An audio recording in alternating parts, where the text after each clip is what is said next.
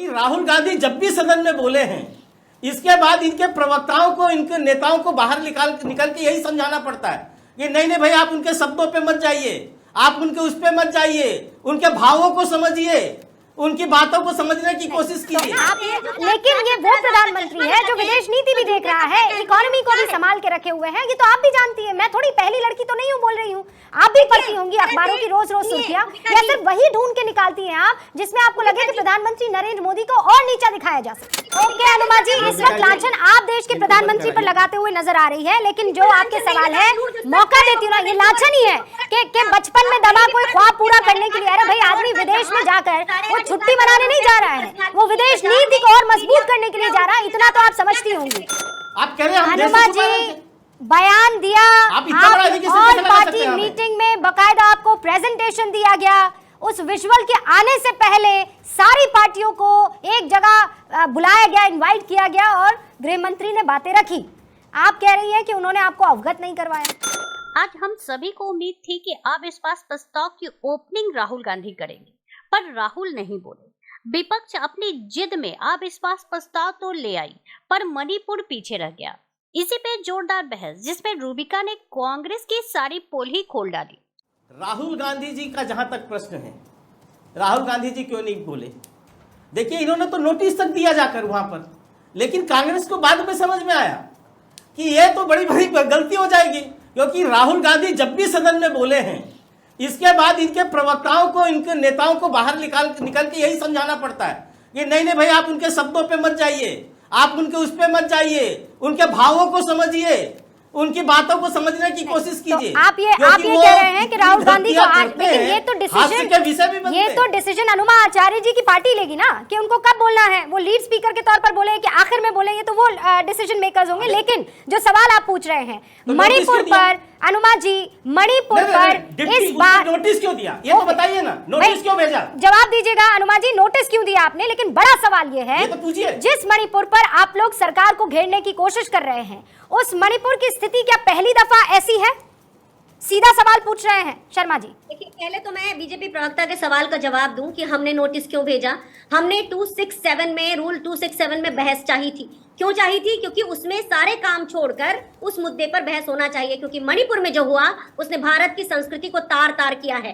हत्याएं हुई है, उसको कहकर हम इससे नहीं बच सकते कि जो मणिपुर में 19 जुलाई को जो वीडियो बाहर निकला उसके बारे में क्या पल्ला झाड़ते, इतनी हल्की बात कर दी बीजेपी के प्रवक्ता ने। दिक्कत यह है कि इन लोगों को दूसरों पर जजमेंटल और पर्सनल होने की आदत है। आज सुप्रिया सुले जी ने भी यही कहा कि हमेशा कहते हैं ये खत्म हो जाएंगे, वो चले जाएंगे, उनको हम तहस नहस कर देंगे। तो ये जो बात कर रहे हैं, और इसीलिए नोटिस देना पड़ा, क्योंकि सरकार चाहती थी कि 2.5 घंटे में 176 के अंदर चर्चा करके राहुल गांधी जी के बोलने का भैया, राहुल गांधी जी शुरुआत करेंगे, ये क्यों भेजा आपने लिख के? राहुल गांधी जी की नोटिस की बात कर रहा हूं। रखा गया। हम जानते हैं हम संख्या में कम है, लेकिन हम ये चाहते हैं इतने बड़े मुद्दे पर राहुल गांधी जी के बोलने की बात जो यहाँ सेक्रेटरिएट में इन्होंने भेजी, वो क्यों भेजी? प्रधानमंत्री जी जिनको दो मैं ये पूछना चाह रहा हूँ, ये जवाब नहीं दे रही है उसका। मैं नहीं समझ पाती कि वो कमांडर अनुमा आचार्य, प्लीज एक सवाल का जवाब दीजिए ना, एक सवाल का जवाब दीजिए। वो ये पूछ रहे हैं कि आप लोगों ने नोटिस दिया था, आप लोग चाहते थे कि राहुल गांधी बोले, तो क्यों राहुल गांधी एंड टाइम पर नहीं बोले? क्या वजह थी? नोटिस दिया था, हमने कहा उस नोटिस में लिखा है कि राहुल गांधी जी बोलेंगे। आपने देखा है गौरव गोगोई जी ने नोटिस दिया है, 50 सांसदों के उसमें सिग्नेचर होते हैं, कोई भी बोल सकता है, इसमें क्या बात है? आप तो इतनी अच्छी पत्रकार हैं, जानती हैं। ऐसा नहीं हुआ है, ऐसा नहीं हुआ है, ऐसा नहीं हुआ है। अनुमान अच्छा, लेकिन अच्छा ठीक है, इस पर बहस हो सकती है, लेकिन ये तो राहुल गांधी चाहेंगे ना कि उनको कब बोलना है। अब वो तो थोड़ी आप डिसाइड करेंगे या कोई और डिसाइड करेगा। ठीक है, नोटिस दिया और उसके बाद वापस ले लिया, ये उनकी मर्जी है, और कोई इलीगल काम तो किया नहीं है, मैं इतना समझ गई। चीजें सरप्राइज ही अच्छी लगती हैं रूबिका जी, क्योंकि आज जब गौरव गोगोई जिन्होंने अविश्वास प्रस्ताव जिन्होंने जमा किया था, जिन्होंने दिया था, उन्होंने बोला है, और आने दीजिए सब सामने आता जाएगा, क्योंकि ये लोकतंत्र है ना, यहाँ पे किसी ने टेनर सेट कर दिया है, ये सब तो नहीं चलता। ये तानाशाही में चलता होगा, जहाँ पर सुबह ही जो प्रधानमंत्री संसद में नहीं बोलते, वो अपने ही संसदों की संसदीय समिति की बैठक में ही बोलते हैं। और वहां पे उन्होंने डिक्टेट पास किया है। हम उसे लोकतंत्र नहीं मानते, वो उनके पार्टी का अपना मुद्दा होगा। तो राहुल बोलेंगे जब उनको बोलना होगा और हम सब देखेंगे। यही तो लोकतंत्र की खूबसूरती है। देखिए, प्रधानमंत्री के साथ ये दिक्कत है कि हम कहते हैं, इंडिया के लोग कहते हैं खेत की, वो बोलते हैं खलिहान की। हमेशा ऐसा हुआ है, जब इस देश का प्रवासी मजदूर दम तोड़ रहा था तो प्रधानमंत्री गायब हो गए थे। जब इस देश में ऑक्सीजन की कमी थी, प्रधानमंत्री गायब हो गए थे। प्रधानमंत्री अपने बचपन की सारी दमित इच्छाएं आज उस पद पर रहकर पूरे कर रहे हैं, लेकिन अपनी जवाबदेही की जब बात होती है तो जवाबदेही से भागना इच्छा है। ये तो इस भाषा का प्रयोग है अनुमा जी। आप अपने प्रधानमंत्री को नापसंद करती हैं, उनकी आइडियोलॉजी को नापसंद करती हैं, अंडरस्टैंडेबल। लेकिन आप तो शालीन पढ़ी लिखी किस्म की महिला हैं। आप ये कैसे नहीं, क्या मतलब है कि जो दमित इच्छा है उसे पूरा करें? प्रधानमंत्री नरेंद्र मोदी ने, आप बताइए ना, सुनिए, ये आपकी उनके प्रति नफरत हो सकती है ना, लेकिन ये वो प्रधानमंत्री है जो विदेश नीति भी देख रहा है, इकोनॉमी को भी संभाल के रखे हुए हैं। ये तो आप भी जानती है, मैं थोड़ी पहली लड़की तो नहीं हूँ बोल रही हूँ। आप भी पढ़ती होंगी अखबारों की रोज रोज सुर्खियां, या सिर्फ वही ढूंढ के निकालती हैं आप जिसमें आपको लगे कि प्रधानमंत्री नरेंद्र मोदी को और नीचा दिखाया जा सके? भूमिका जी, प्रधानमंत्री अपनी गरीबी बार बार बेचते हैं। अपनी गरीबी की बात नहीं कर रही हूँ मैं, अब वो जमाना चला गया है मैम। लोगों के सामने अब वो ये बयान देते हुए नजर आते हैं कि इतने करोड़ गरीब अब गरीबी से ऊपर उठ चुके हैं। के शर्मा जी जवाब दीजिए, ऊपर आपका हाथ होना चाहिए। के जवाब दीजिए। पिता के बराबर है, पर पिता के बराबर होने की बजाय आप लांछन लगाते रहते हैं। ओके अनुमा जी, इस वक्त लांछन आप देश के प्रधानमंत्री पर लगाते हुए नजर आ रही है, लेकिन जो आपके सवाल है, मौका देती हूँ ना, ये लांछन ही है कि बचपन में दबा कोई ख्वाब पूरा करने के लिए। अरे भाई, आदमी विदेश में जाकर वो छुट्टी मनाने नहीं जा रहा है, वो विदेश नीति को और मजबूत करने के लिए जा रहा है। इतना तो आप समझती होंगी। के शर्मा जी, कांग्रेस की प्रवक्ता का जो शब्दावली है, ये इनके संस्कार को दर्शाता है। ये इनके संस्कार हैं रूबिका जी, जो इनको मिले हैं इनके परिवारों से, इनके घरों से, तभी इस तरह के शब्द इनके जबान में आते हैं। अब मैं आगे बताता हूँ। मुझे बड़ा आश्चर्य है कि इन्होंने कहा कि किसी ने मणिपुर पे नहीं बोला। किरण रिजिजू जी का पूरा भाषण आप अभी चला दीजिए और देखिए, उसमें किरण रिजिजू जी उसी पूर्वोत्तर से उससे आते हैं। तो वहां उन्होंने सारी स्थिति का जो है आकलन बताया है और पूरी बात की है उन्होंने, और कोई झूठ नहीं है। लेकिन इनको क्या है कि इनको उसमें कोई दिलचस्पी नहीं है। मैं तो कह रहा हूं, इनको मणिपुर के ऊपर कोई बात ही नहीं करनी है।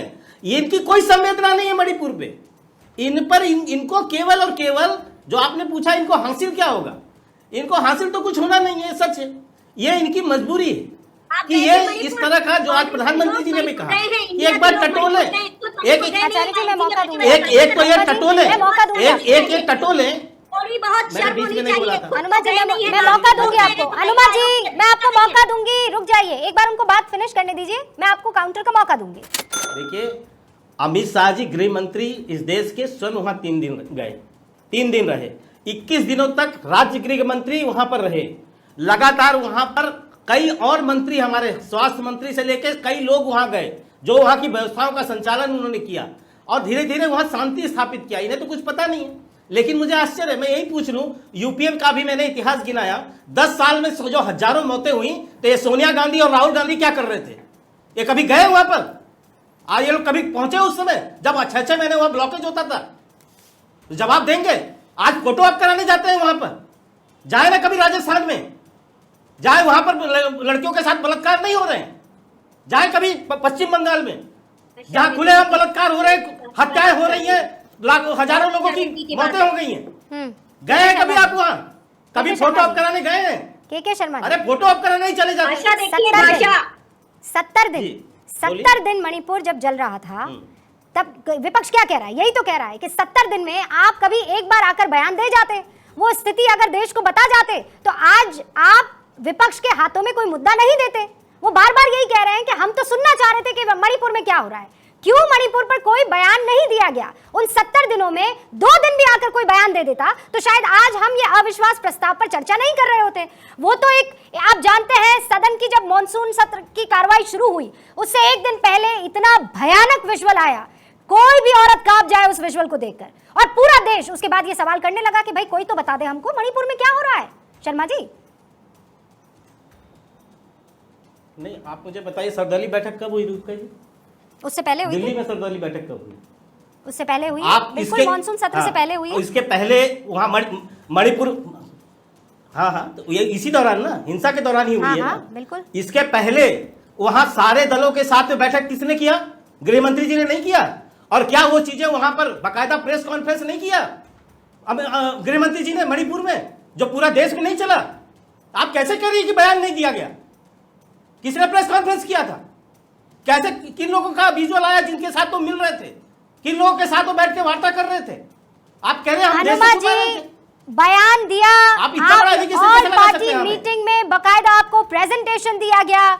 उस विजुअल के आने से पहले सारी पार्टियों को एक जगह बुलाया गया, इनवाइट किया गया और गृह मंत्री ने बातें रखी। आप कह रही हैं कि उन्होंने आपको अवगत नहीं करवाया। रूबिका जी, इस तरह की जो सर्वदलीय बैठक है ना, ये प्रधानमंत्री जी, गृह मंत्री जी लोग ही कर सकते हैं, जो असफल है बहुत से मुद्दों पर। जब प्रधानमंत्री ने एक बार चाइना पर की थी तो लोगों के सामने बोला ना कोई घुसा है ना घुसा है, वो उनकी सर्वदलीय बैठक थी। One sided communication. ये भारतीय जनता पार्टी के संसदीय दल की बैठक नहीं है। सर्वदलीय बैठक में दोनों तरफ से जवाब सवाल होते हैं, लेकिन वो नहीं हुआ। यहाँ पर भी अमित शाह जी ने जब बात की तो डिक्टेट करते रहे। ये सर्वदलीय बैठक अगर होनी थी तो मणिपुर में होनी थी। यहाँ क्या कर रहे थे उसको लेकर लोगों में संदेश जाता। इन्होंने मणिपुर में भी हुई है मैडम, आपको पता नहीं है? मणिपुर में भी हुई है, आप वहाँ है ही नहीं। आप वहाँ है ही नहीं। 29 मई को गए, मणिपुर में आप कहीं नहीं है। और उसके बाद मणिपुर में भी बैठक हुई है, मणिपुर में प्रेस कॉन्फ्रेंस हुई है। आप क्या बात कर रहे हैं? लोकसभा में मंगलवार को विपक्ष के अविश्वास प्रस्ताव पे चर्चा शुरू हुई। खबरें थी कि राहुल गांधी बोलेंगे, लेकिन शुरुआत की गौरव गोगोई ने। बाद में पता चला कि राहुल गांधी 10 अगस्त को बोलेंगे। राहुल गांधी के संबोधन की तारीख में यह परिवर्तन यूं ही नहीं किया गया। कांग्रेस ने पूरी योजना के तहत यह काम किया और इसकी जड़ में साल 2024 का लोकसभा चुनाव है। असल में प्रधानमंत्री नरेंद्र मोदी भी 10 अगस्त को ही संसद को संबोधित करेंगे। ऐसे में उसी दिन राहुल गांधी का भी संबोधन रखकर कांग्रेस उन्हें मोदी के बराबर खड़ा करने की मंशा रखती है। आपको बता दें कि बीते कुछ अरसे से राहुल गांधी के मेक ओवर की तैयारियां चल रही हैं। इसकी शुरुआत भारत जोड़ो यात्रा से की गई थी। इसके बाद गाहे बेगाहे राहुल गांधी कभी बाइक सर्विसिंग की दुकान पे तो कभी ट्रक पे, कभी धान के खेतों में तो कभी हरियाणा की महिलाओं के साथ अपने घर में खाना खाते नजर आ रहे हैं। यह सारी कवायद राहुल गांधी को जन नेता साबित करने की मुहिम के तहत अंजाम दी जा रही है। राहुल गांधी का यह मेकओवर करके कांग्रेस उन्हें 2024 के लिए एक बड़े चेहरे के तौर पे पेश करने की कोशिश में है। इतना ही नहीं, राहुल भी अब पहले की तुलना में बहुत चुनिंदा अंदाज में अपनी बातें रख रहे हैं। संसदीय बहाल होने के बाद जिस तरह से राहुल ने सधे अंदाज में अपनी प्रतिक्रिया दी है, वह इस बात की तकदीर करता है कि राहुल ने जरूरत से ज्यादा उत्साह नहीं दिखाया और पार्टी के वरिष्ठ सदस्यों को मुद्दे की बात रखने दी।